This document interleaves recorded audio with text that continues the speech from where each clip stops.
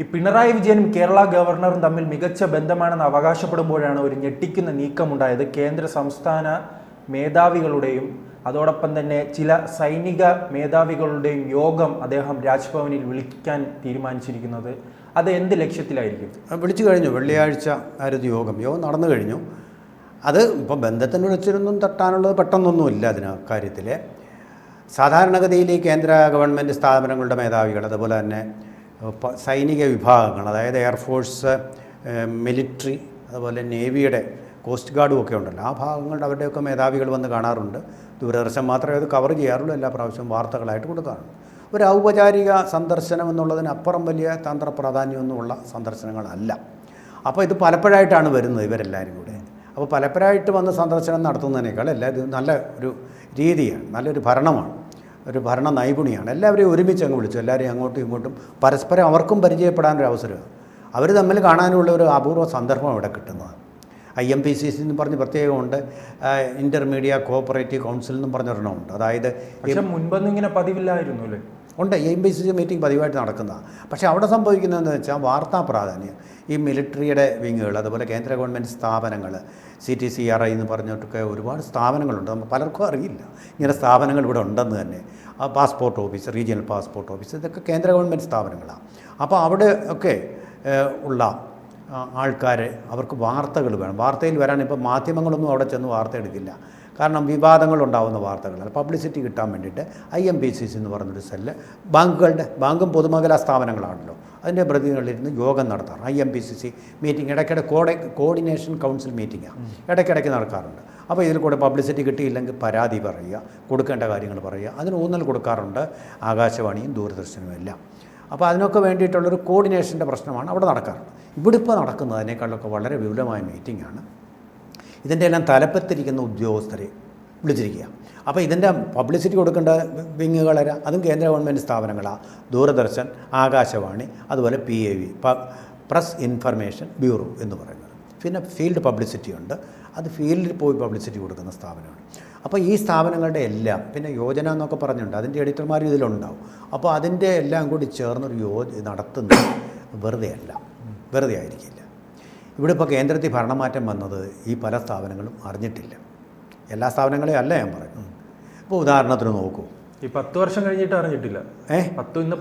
അറിഞ്ഞ മട്ടില്ല. കോൺഗ്രസിൻ്റെ ഇടതുപക്ഷത്തിൻ്റെയും വാർത്തകളാണ് ഇവർ പ്രയോറിറ്റൈസ്, ദേശാഭിമാനി കൊടുക്കുന്നതിനേക്കാളും കൈരളി കൊടുക്കുന്നതിനേക്കാളും ഭക്തിയോടുകൂടി കർമ്മനിരതരായിട്ട് ചെയ്തുകൊണ്ടിരിക്കുന്നത്. അവരെ കുറ്റം പറഞ്ഞിട്ട് കാര്യമില്ല. SFIയിൽ കൂടി പത്രപ്രവർത്തനത്തിലേക്ക് വന്ന് അവിടുന്ന് ഇവിടെ സെലക്ഷൻ കിട്ടി. രാഷ്ട്രീയം നോക്കിയല്ലല്ലോ അത് വന്നിരിക്കുന്നത്. അപ്പോൾ SFIയുടെ ഒരു രാഷ്ട്രീയം ഉള്ളിൽ പേറുന്ന ആൾക്കാരാണ്. അത് തീയായിട്ട്, അഗ്നിയായിട്ട് ഇങ്ങനെ ജ്വലിച്ചുകൊണ്ടിരിക്കുക. കാലഹരണപ്പെട്ടതൊന്നും അവർ മനസ്സിലാക്കിയിട്ടില്ല. അവരെ കുറ്റം പറഞ്ഞിട്ട് കാര്യമില്ല. ആ തീ ഇപ്പോഴും ഉണ്ട്. അവർ കനലൊരു തരി മതിയല്ലോ. ഇപ്പോൾ ഒരു ഉദാഹരണം ഞാൻ പറഞ്ഞുതരാം മനസ്സിലാക്കാൻ വേണ്ടിയിട്ട്. ഇത് കേന്ദ്ര ഗവൺമെൻറ് സ്ഥാപനങ്ങളോ ആരും ശ്രദ്ധിക്കുന്നില്ല. കാരണം ഇത് കൂടുതൽ വ്യൂവർഷിപ്പും അതുപോലെ തന്നെ റീഡർഷിപ്പും ഒന്നും ഉള്ളതല്ലാത്തതുകൊണ്ട് ആരും അവരെ അവഗണിക്കുക എല്ലാവരും ചെയ്യുന്നത്, കാര്യമായിട്ട് എടുക്കാറില്ല. ഒരു ഉദാഹരണം ഞാൻ പറഞ്ഞാൽ, ഇപ്പോൾ വഖഫ് ബിൽ ചരിത്രപരമായിട്ടൊരു നിയമം പാസ്സാക്കിയത്, അതിന് വേണ്ടത്ര പബ്ലിസിറ്റി കൊടുത്തില്ല ഈ സ്ഥാപനങ്ങളൊന്നും തന്നെ.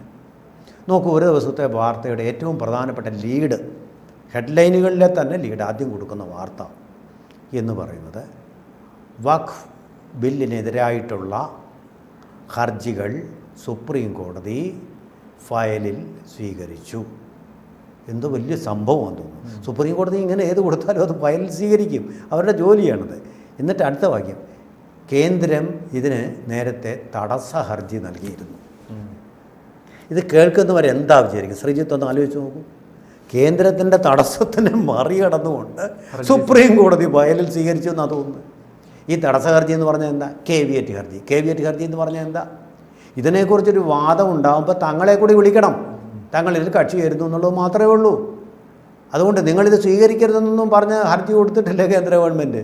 കേട്ടാൽ അങ്ങനെ തോന്നും. അപ്പോൾ അങ്ങനത്തെ ഒരു സംഭവം. അപ്പോൾ അങ്ങനെ തെറ്റിദ്ധരിപ്പിക്കുന്ന രീതിയിലുമൊക്കെ വാർത്തകൾ കൊണ്ടുണ്ട്.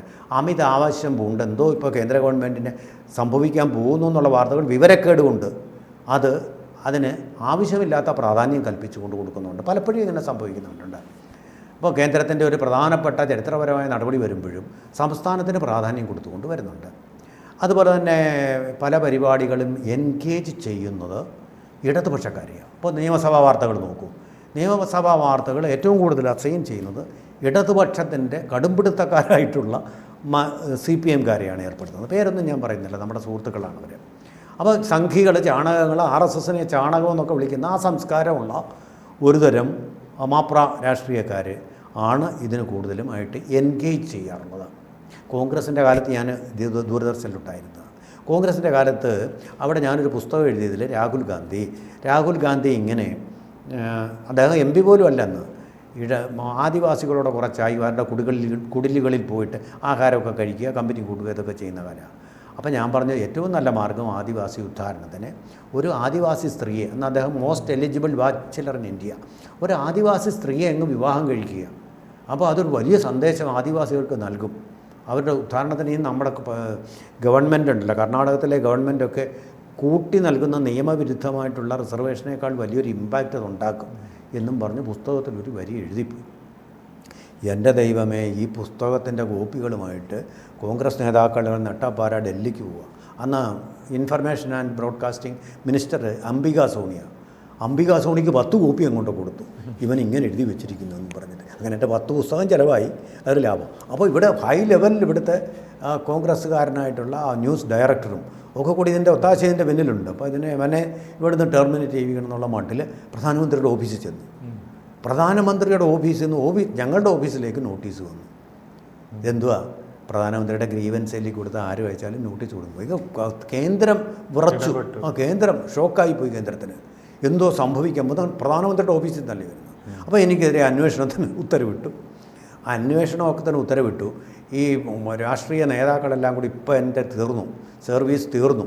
കേന്ദ്ര ഗവൺമെൻറ് ജോലിയല്ലേ, ടെർമിനേറ്റ് ചെയ്യാൻ ഒരു അന്വേഷണ വിധേയമായ സസ്പെൻഷൻ, ഡിസ്മിസൽ. അപ്പോൾ ഞാൻ നേരെ പ്രധാനമന്ത്രിക്ക് ഒരു കത്തെഴുതി. ഞാനൊരു മാധ്യമപ്രവർത്തകനാണ്. എഴുതുക എന്നുള്ളത് എൻ്റെ ഒരു കർമ്മമാണ്. ആ കർമ്മമേ ഞാൻ ചെയ്തിട്ടുള്ളൂ. ഇതിനകത്ത് കോൺഗ്രസിനെതിരെ എന്തെങ്കിലും രാഷ്ട്രീയം ഞാൻ പറഞ്ഞിട്ടില്ല.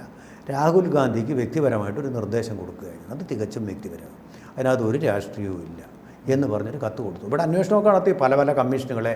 ആകാശവാണി തന്നെ മുൻ ഡയറക്ടർ ഒരു ജയചന്ദ്രൻ ഒരുത്തനുണ്ട്, അദ്ദേഹമൊക്കെ അന്വേഷണം നടത്തി. ഇത് വളരെ കേന്ദ്ര ഗവൺമെൻറ്റിനെതിരായിട്ടുള്ളൊരു പുസ്തകമാണ്, കണ്ടില്ലേ, ഇത് പുസ്തകം നിരോധിക്കുകയും വേണം, ഇയാളെ ഇവിടെ നിന്ന് പറഞ്ഞു വിടുകയും വേണം എന്നൊക്കെ കോൺഗ്രസ് ആവിഷ്കാര സ്വാതന്ത്ര്യത്തിന് വേണ്ടി. അതെ, ആവിഷ്കാര സ്വാതന്ത്ര്യം. അങ്ങനെ അനുഭവസ്ഥനാണ് ഞാൻ. അവരുടെ ആവിഷ്കാര സ്വാതന്ത്ര്യത്തിൻ്റെ അനുഭവസ്ഥനാണ് ഞാൻ.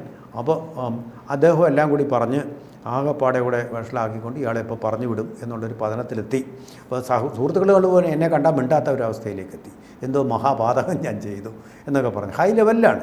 അതിൽ ഈ ഒത്താശ ചെയ്യാനായിട്ട് ഇപ്പോഴത്തെ കേസിൽപ്പെട്ട് കിടക്കുന്ന വിജിലൻസ് അവിടെ ജയതിലകനുമായിട്ട് വഴക്കുണ്ടാക്കിയ ഒരു IAS ഓഫീസറുടെ N. പ്രശാന്ത്, അങ്ങനെയൊക്കെയുള്ള ആൾക്കാരൊക്കെ ഉണ്ടായിരുന്നു. അവരെല്ലാം കൂടി ചേർന്ന് കൊണ്ടുവരും. അവരുടെ വിചാരിച്ചാൽ കേന്ദ്രത്തിൽ എന്ത് നടക്കുമല്ലോ. അപ്പോൾ എന്നെ ടെർമിനേറ്റ് ചെയ്യാനുള്ള എല്ലാ സാധ്യതയും എല്ലാവരും മുന്നിൽ കണ്ട് ആ സത്യം ഈ കത്ത് ഞാൻ അയച്ചതിന് ശേഷം അന്വേഷണമൊക്കെ പാതി മുറയ്ക്ക് അവിടെ നിന്നു. പിന്നെ യാതൊരു വിധമായ ഫോളോ അപ്പും വന്നില്ല. ഞാൻ അങ്ങനെ രക്ഷപ്പെടുകയും ചെയ്തു.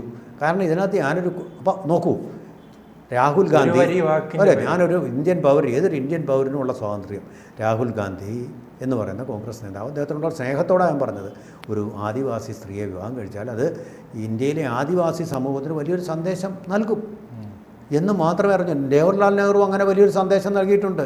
ബുധിനി എന്ന് പറയുന്ന സ്ത്രീയെ കൊണ്ട് അവിടെ ഒരു പ്രധാനപ്പെട്ട ഒരു അണക്കെട്ടിനെ കല്ലിടിപ്പിച്ചു. ആദിവാസികൾക്ക് കിട്ടിയ വലിയൊരു കരുത്താണ്. പക്ഷേ ആദിവാസി സമൂഹത്തിൻ്റെ അന്ധവിശ്വാസം അനുസരിച്ച് നെഹ്റു അവരെ സ്പർശിച്ചതുകൊണ്ട് അവർ നെഹ്റുവിൻ്റെ പതിവായിട്ട് അറിയപ്പെട്ടു. പിന്നെ അവരുടെ കല്യാണം അവിടെ നടക്കാതെയും പോയി. അങ്ങനൊരു സംഭവം കൂടെ ഉണ്ടായി എന്ന് പറയുന്ന പോലെ കാര്യമേ ഞാൻ ചെയ്തുള്ളൂ. എന്ന് പറയുന്ന പോലല്ല, ഞാനൊരു സജഷൻ, ഒരു മാധ്യമപ്രവർത്തകന് ഒരഭിപ്രായം പറയാൻ സ്വാതന്ത്ര്യം ഈ രാജ്യത്തില്ലേ, 19(1)A പ്രകാരം അത്ര മാത്രമേ ചെയ്തുള്ളൂ. അതുവരെ വലിയൊരു ഇഷ്യൂ ആക്കി രാഷ്ട്രീയമാക്കി മാറ്റുന്നവർ ഇന്നിപ്പോൾ കോൺഗ്രസിനും CPM-നും അനുകൂലമായിട്ടുള്ള വാർത്തകൾ ടോപ്പ് പ്രയോറിറ്റി ആയിട്ട് കൊടുക്കുമ്പോൾ BJP-കാരൊന്നും ഇത് കാണുന്നതേ ഇല്ല. അപ്പോൾ ആ കാര്യങ്ങളും കൂടെ ചിലപ്പോൾ എനിക്കറിയില്ല അവിടെ എന്താ ചർച്ച നടന്നത്. ആ കാര്യങ്ങളുമൊക്കെ വളരെ ആവശ്യമാണ്. ഒരു ഗവർണർ എന്നുള്ള നിലയിൽ കേന്ദ്ര ഗവൺമെൻറ്റിന് അനുകൂലമായിട്ടുള്ള വാർത്തകൾ കേരളത്തിൽ പലർക്കും അറിയില്ല. അപ്പം നമ്മുടെയൊക്കെ വീടുകളിൽ പലരും വരാറുണ്ട്, ചികിത്സയ്ക്ക് സഹായമില്ല. അവർക്കറിയില്ല ആയുഷ്മാൻ ഭാരത് പദ്ധതിയിൽ അവർക്ക് സൗജന്യമായിട്ട് ചികിത്സ കിട്ടുമെന്ന്. എനിക്ക് വീടില്ല, എന്തെങ്കിലും തരണം. വീട് വയ്ക്കാനുള്ള പദ്ധതി ഇതിനോടകം 60 ലക്ഷത്തോളം ഭവന പ്രധാനമന്ത്രി ആവാസ് യോജന പ്രകാരം നിർമ്മിച്ചിട്ടുണ്ട്, അവർക്ക് ആനുകൂല്യം കിട്ടും, അതിനെക്കുറിച്ച് അറിയില്ല. ഇപ്പോൾ കഴിക്കാൻ ഭക്ഷണമില്ല, സൗജന്യ റേഷൻ ഉണ്ടെന്നുള്ളത് അവർക്കറിയില്ല. ഇങ്ങനെ പല പല കാര്യങ്ങൾ, തൊഴിലില്ല എന്ന് പറയുമ്പോൾ തൊഴിൽക്കാർക്ക് വേണ്ടിയിട്ടുള്ള സ്റ്റാർട്ടപ്പ് പദ്ധതികൾ, അതിന് കിട്ടുന്ന ഇൻക്യുബേഷൻ പീരീഡിൽ കിട്ടുന്ന ഈ ആനുകൂല്യങ്ങൾ, മുദ്ര ലോണിനെ കുറിച്ച് അറിയില്ല, സ്ത്രീകൾക്ക് വേണ്ടിയിട്ടുള്ള പ്രത്യേക വ്യവസായങ്ങൾ തുടങ്ങുന്നതിനുള്ള പദ്ധതികൾ, സ്റ്റാർട്ടപ്പ് ഇന്ത്യ, സ്റ്റാൻഡപ്പ് ഇന്ത്യ, അതുപോലെ ഈ കാര്യങ്ങളെക്കുറിച്ചൊന്നും ആർക്കുമില്ല, അറിയില്ല. BJP നേതാക്കൾക്ക് ഹാൻഡ് ബുക്ക് കൊടുത്തിരുന്നു, അത് സന്ദേശം ആരിലും എത്തുന്നുമില്ല. അപ്പോൾ ഈ മാധ്യമങ്ങൾ അതിൽ വളരെയധികം വെളിച്ചം വീശാൻ കഴിവുള്ള മാധ്യമങ്ങളാണ്. അപ്പോൾ അത് ഉപയോഗിക്കണമെന്ന് പറയാൻ ഗവർണർക്ക് തീർച്ചയായിട്ടും അവകാശമുണ്ട്. ഒരു കോടതിക്കും അത് നിഷേധിക്കാൻ കഴിയില്ല.